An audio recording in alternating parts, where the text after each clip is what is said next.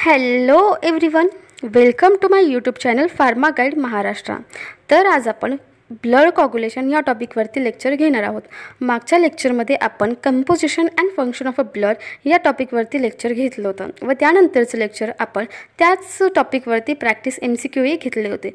तर आपण या लेक्चरमध्ये ब्लड कॉग्युलेशन म्हणजे काय नेमकी ते जाणून घेऊया. चला तर आता सुरुवात करूया. तर ब्लड कॉग्युलेशन म्हणजे नेमकी असतं काय? What is the blood coagulation?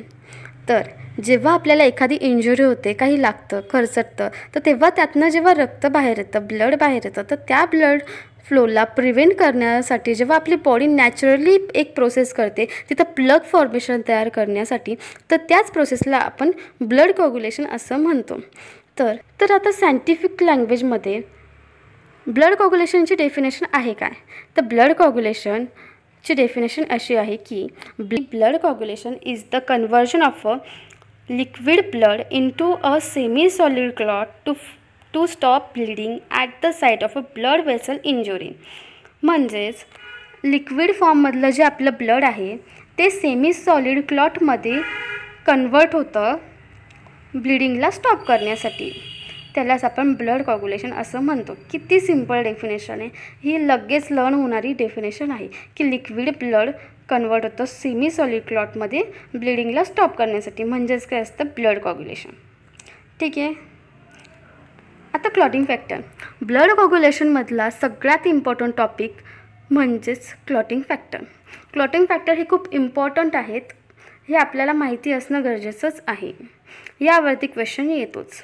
ठीक आहे. तर क्लॉटिंग फॅक्टर नेमकी किती आहेत?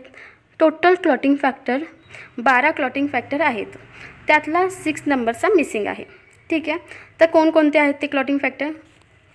Factor number 1 fibrinogen, factor number 2 prothrombin, factor number 3 tissue thromboplastin, factor number 4 calcium ion, factor number 5 labile factor, factor number 6 नाही आहे direct, factor number 7. Factor number 7 stable factor, factor number 8 anti haemophilic factor, factor number 9 Christmas factor, त्यालाच आपण PTC ही म्हणतो. Factor number 10 Stuart Prower factor, factor number 11 plasma thromboplastin antecedent, factor number 12 Hageman factor, factor number 13 fibrin stabilising factor. ते एवढे 12 factor तुम्हाला पाठ करणंच आहे आणि लक्षात ठेवणंच आहे, हे खूप इम्पॉर्टंट आहे. ठीक आहे. चला तर आपण आता स्टेप बघूयात की ब्लड कॉग्युलेशनच्या नेमकी स्टेप काय आहे. त्याच्या मेन 3 स्टेप आहेत, त्या 3 स्टेपमध्ये ब्लड कॉग्युलेशन होत असतं. तर पहिल्या सगळ्यात आधी काय? व्हॅस्क्युलर स्पाझम, त्यालाच आपण व्हॅसो कन्स्ट्रिक्शन होतं. त्यानंतर प्लेटलेट प्लग फॉर्मेशन आणि त्यानंतर आहे कॉग्युलेशन कॅस्केड म्हणजेच क्लॉटिंग.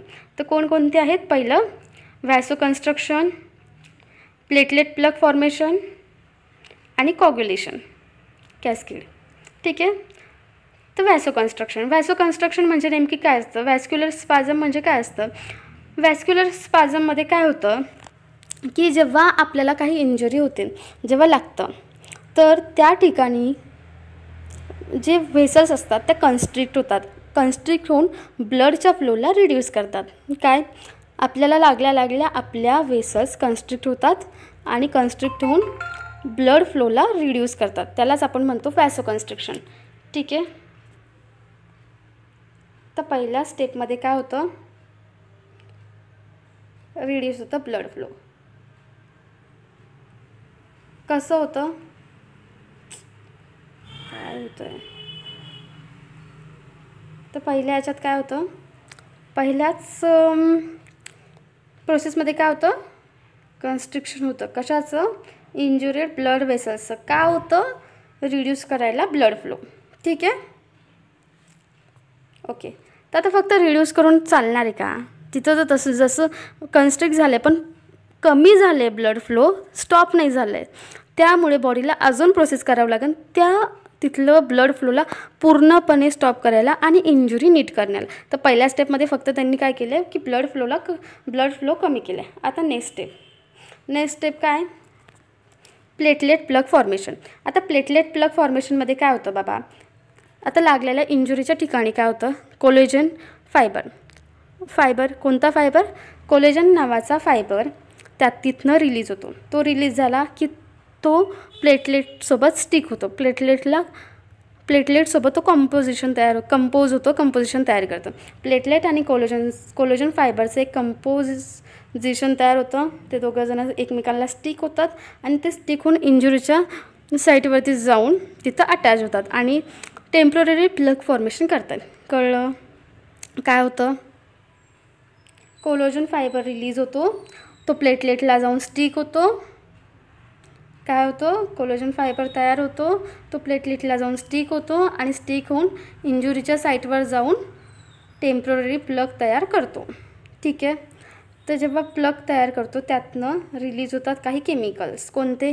ADP, थ्रोम्बोक्सेन आणि सिरोटोनिन. ठीक आहे. इतके केमिकल्स रिलीज होतात. कशासाठी होतात? की प्लेटलेटला अजून जास्त अट्रॅक्ट करण्यासाठी. आता सिरोटोनिन रिलीज झाला, थ्रोम्बोक्सेन रिलीज झाला तर प्लेटलेट अजून जास्त अट्रॅक्ट होतं की बाबा तुमची अजून गरज आहे या, असं प्लेटलेटला म्हटलं जातं. ठीक आहे. आता यानंतर काय होतं? हे काय आहे? प्लेटलेट प्लग फॉर्मेशन कसं आहे? टेम्पररी आहे. म्हणजे काय होतं या सेकंड स्टेपमध्ये? कोलेजन फायबर रिलीज होतं. कोलेजन फायबर रिलीज झाल्याच्या नंतर त्याला प्लेटलेट अटॅच होतात, त्याला स्टिक होतात, कॉम्प्लेक्स तयार होतो कोलेजन आणि प्लेटलेटचा आणि इंजुरीच्या ठिकाणी जाऊन ते अटॅच होतात आणि टेम्पररी प्लग फॉर्मेशन करतं. नंतर तिसऱ्या स्टेपमध्ये काय होतं? Coagulation, cascade, clotting.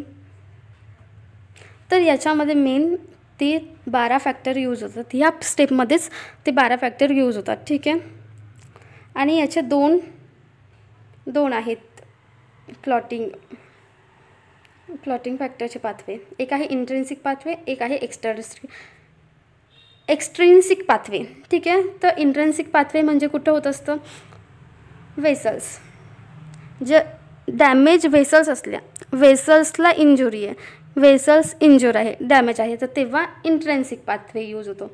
आणि जेव्हा टिश्यू इंजुर आहे, टिश्यू डॅमेज आहे, तर तेव्हा इंट्रिन्सिक पाथवे यूज होतो.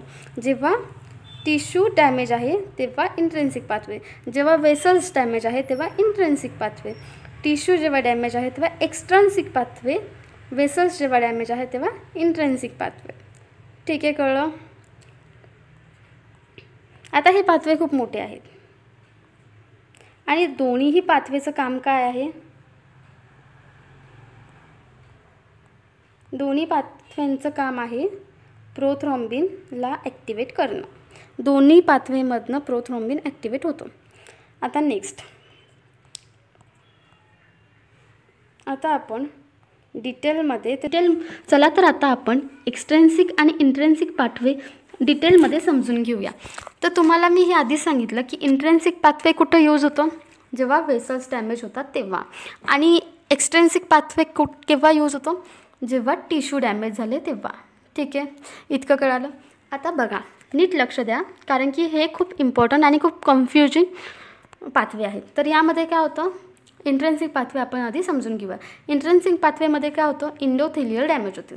एंडोथेलियल डॅमेज झाल्यामुळे केलिकिरिन रिलीज होतं. केलिकिरिन रिलीज झाल्यामुळे फॅक्टर नंबर 12 ॲक्टिवेट होतो.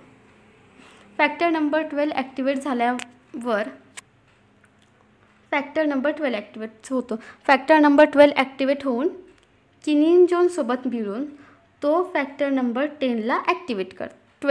11ला ॲक्टिवेट करतो. सॉरी, माय मिस्टेक. 11ला ॲक्टिवेट करतो. 11 ॲक्टिवेट झाल्याच्यानंतर तो कॅल्शियमसोबत मिळून फॅक्टर नंबर 9ला ॲक्टिवेट करतं. ठीक आहे. फॅक्टर नंबर 9 ॲक्टिवेट झाल्याच्यानंतर तो कॅल्शियम आणि फॅक्टर नंबर 8 सोबत मिळून फॅक्टर नंबर 10ला ॲक्टिवेट करतं. फॅक्टर नंबर 10ला ॲक्टिवेट करतं. फॅक्टर नंबर 10 ॲक्टिवेट झाल्यावर तो थ्रॉम्बिनचं कन्व्हर्जन प्रोथ्रॉम्बिनमध्ये करतं. थ्रॉम्बिनमध्ये करतं म्हणजे ओके झालं. आता कळलं का तुम्हाला एक्स्ट्रिन्सिक पाथवे? त्यामध्ये काय होतं? बेसिकली फॅक्टर नंबर 12 ॲक्टिवेट होतो, तो 11ला ॲक्टिवेट करतो, 11 9ला करतो, 9 10ला करतो आणि 10 प्रोथ्रॉम्बिन बनवतो. ठीक आहे. सगळ्यात आधी एंडोथेलियल डॅमेज होतं, कॅलिकिरिनला रिलीज करतं, मग ते 12ला ॲक्टिवेट करतं, 12 10ला ॲक्टिवेट करतं, 12 11ला ॲक्टिवेट करतं, 11 9ला ॲक्टिवेट करतं, 9 10ला ॲक्टिवेट करतं, मग प्रोथ्रॉम्बिन ॲक्टिवेट होतं. ठीक आहे, आता हे कळालं का? तर आता एक्सट्रेन्सिक पाथवेमध्ये काय होतं, जेव्हा टिश्यू डॅमेज होते तेव्हा हा पाथवे स्टार्ट होतो. ठीक आहे, जेव्हा टिश्यू डॅमेज झाली तेव्हा टिश्यू थ्रोम्बोप्लास्टिन रिलीज होतं. टिश्यू थ्रोम्बोप्लास्टिन रिलीज झाल्यावर ग्लायकोप्रोटीन फॉस्फोलिपिड ॲक्टिवेट होतं. ग्लायकोप्रोटीन फॉस्फोलिपिड काय करतं, 10ला ॲक्टिवेट करतं, फॅक्टर नंबर 10ला ॲक्टिवेट करतं, फॅक्टर नंबर 7च्या मदतीने. ठीक आहे, नंतर फॅक्टर नंबर 10 कॅल्शियमसोबत मिळून आणि थ्रोम्बिनसोबत मिळून प्रोथ्रॉम्बिनला ॲक्टिवेट करतं. ठीक आहे,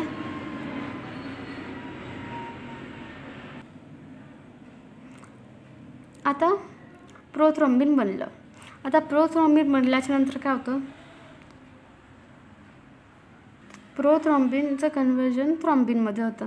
नंतर थ्रॉम्बिन काय करतं, फायब्रिनोजनचं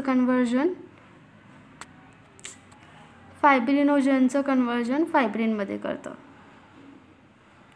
फायब्रिन काय करतं, ब्लड क्लॉटला टाईट करतं. फायब्रिन हे एक थ्रेड लाईक स्ट्रक्चर आहे. थ्रेडचं स्ट्रक्चर कसं असतं तसं फायब्रिनचं स्ट्रक्चर आहे. तर ते जे प्लग फॉर्मेशन झालं होतं बघा, टेम्पररी प्लग फॉर्मेशन तयार होतं जे सेकंड स्टेपमध्ये, तर त्याला टाईटली पॅक करण्याचं काम करतं फायब्रिन करतं. ठीक आहे,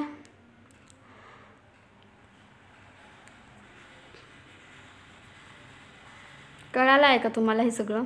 आता पहिल्यापासून मी सगळी स्टेप एक्सप्लेन करते. सगळ्यात पहिल्या स्टेपमध्ये काय होतं, व्हॅसोकन्स्ट्रक्शनमध्ये काय होतं, वेसल्सला इंजुरी झाली आहे, त्यातनं ब्लड बाहेर येतं आहे, तर तेव्हा काय होतं, ही कन्स्ट्रक्ट होती, ब्लड वेसल्स जी असते ती कन्स्ट्रक्ट होऊन ब्लड फ्लोला डिक्रीज करते, ब्लड फ्लोला रिड्यूस करते व्हॅसोकन्स्ट्रक्शन करून. ठीक आहे, नंतर व्हॅसोकन्स्ट्रक्शन झाल्याच्या नंतर काय होतं, प्लेटलेट प्लग फॉर्मेशन. यामध्ये काय होतं, कोलिजन फायबर रिलीज होतो. कोलिजन फायबर रिलीज होऊन तो प्लेटलेटला जाऊन स्टिक होतो. प्लेटलेटला स्टिक होऊन इंजुरीच्या साईटवर जाऊन ते टेम्पररी प्लग फॉर्मेशन करतं. टेम्पररी प्लग फॉर्मेशन करून तो केमिकल रिलीज करतो, थ्रोम्बोक्सिन आणि सेरोटोनिन आणि ADP. ठीक आहे, हे झालं सेकंड स्टेपमध्ये. नंतर थर्ड स्टेपमध्ये काय होतं, क्लॉटिंग आहे. तर यामध्ये मेन त्याचे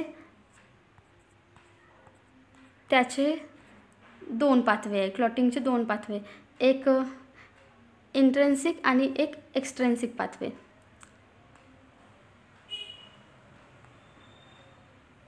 एक आहे इंट्रेन्सिक आणि एक आहे एक्सट्रेन्सिक. इंट्रेन्सिक कुठं होतो, जेव्हा वेसल्स डॅमेज होते. एक्सट्रेन्सिक कुठं होतं, जेव्हा टिश्यू डॅमेज होते. ठीक आहे, नंतर इंट्रेन्सिकमध्ये काय होतं, इंडोथिलियल डॅमेज झाल्यामुळे कॅलिकिरिन रिलीज होतं. कॅलिकिरिन काय करतं, फॅक्टर नंबर 12ला ॲक्टिवेट करतं. फॅक्टर नंबर 12 काय करतं, किनेंजनसोबत मिळून फॅक्टर नंबर 11ला ॲक्टिवेट करतं. फॅक्टर नंबर 11 काय करतं, कॅल्शियमसोबत मिळून फॅक्टर नंबर 9ला ॲक्टिवेट करतं. फॅक्टर नंबर 9 काय करतं, कॅल्शियम आणि फॅक्टर नंबर 8 सोबत मिळून फॅक्टर नंबर 10ला ॲक्टिवेट करतं. फॅक्टर नंबर 10 ॲक्टिवेट झाल्याच्या नंतर तो काय करतो, थ्रॉम्बिनसोबत मिळून प्रोथ्रॉम्बिन ॲक्टिवेटरच्या मदतीने प्रोथ्रॉम्बिनला ॲक्टिवेट करतो. ठीक आहे, नंतर प्रोथ्रॉम्बिन काय करतं, प्रोथ्रॉम्बिन थ्रॉम्बिनमध्ये कन्वर्ट होतं. नंतर थ्रॉम्बिन काय करतं, फायब्रिनोजनचं कन्व्हर्जन फायब्रिनमध्ये करतं. आणि फायब्रिन काय करतं, टाईटली क्लॉट तयार करतं. ठीक आहे, आता एक्सट्रेन्सिक पाथवेमध्ये काय होतं, टिश्यू डॅमेज होते. टिश्यू डॅमेज झाल्यामुळे टिश्यू थ्रोम्बोप्लास्टिन रिलीज होतं. टिश्यू थ्रोम्बोप्लास्टिन रिलीज झाल्याच्या नंतर ते ग्लायकोप्रोटीन फॉस्फेटला रिलीज करतं. ग्लायकोप्रोटीन फॉस्फेट काय करतं, फॅक्टर नंबर 7च्या मदतीने फॅक्टर नंबर 10ला ॲक्टिवेट करतं. फॅक्टर नंबर 10 ॲक्टिवेट झाल्यामुळे ते कॅल्शियम आणि फॅक्टर नंबर 5च्या मदतीने मदतीने प्रोथ्रॉम्बिनला ॲक्टिवेट करतं. प्रोथ्रॉम्बिन काय करतं? थ्रॉम्बिन ॲक्टिवेट करतं. थ्रॉम्बिन काय करतं? फायब्रिनोजनचं कन्व्हर्जन फायब्रिनमध्ये करतं आणि फायब्रिन काय होतं? टाईटली ब्लड क्लॉट करतं. ठीक आहे, कळलं? खूप कन्फ्युजन आहे पण ठीक आहे. आता यातलं इम्पॉर्टंट टॉपिक काय की कॅल्शियम खूप जास्त इम्पॉर्टंट आहे. कॅल्शियम इसेन्शियल आहे क्लॉटिंगच्या रिॲक्शनमध्ये खूप जास्त for almost all clotting reaction. क्लॉटिंगच्या ज्या पण रिॲक्शन आहे त्याच्यामध्ये कॅल्शियम इम्पॉर्टंट आहे. तुम्ही आता बघितलं असेल कुठे पण कॅल्शियमच्या मदतीनेच कामं होत आहे. आणि vitamin K is require for synthesis of a factor number 2, 7, 9 and 10 यावरती क्वेश्चन येतो. ठीक आहे, की विटॅमिन के कोणत्या फॅक्टर्सला सिंथेसिस करण्यासाठी हेल्प करतं? त्याचा आन्सर आहे factor number 2, 7, 9, 10. Okay. Haemophilia is due to the deficiency of a clotting factor. जेव्हा क्लॉटिंग फॅक्टरचं डिफिशियन्सी होती तेव्हा हिमोफिलिया होतो, हे तुम्हाला माहिती असेल. तर तुम्हाला हा व्हिडिओ थोडाही आवडला असेल किंवा हेल्पफुल वाटला असेल, तुम्हाला माझ्याकडनं तुमच्या कन्सेप्ट क्लिअर झाले असेल तर प्लीज चॅनलला सबस्क्राईब करा, लाईक करा आणि शेअर करा. थँक्यू.